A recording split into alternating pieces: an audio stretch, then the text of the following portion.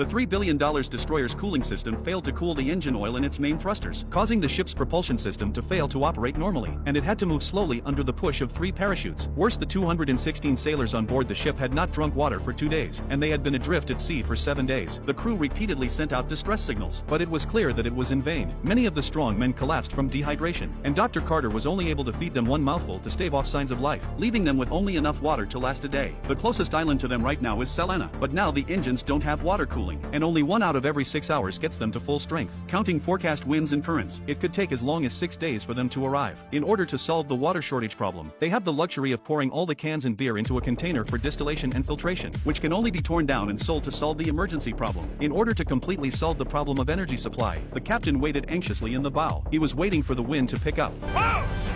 Prepare to launch and shoot! Port side on my mark! 3, 2, 1, fire!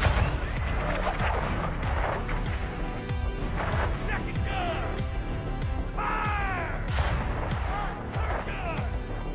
Fire!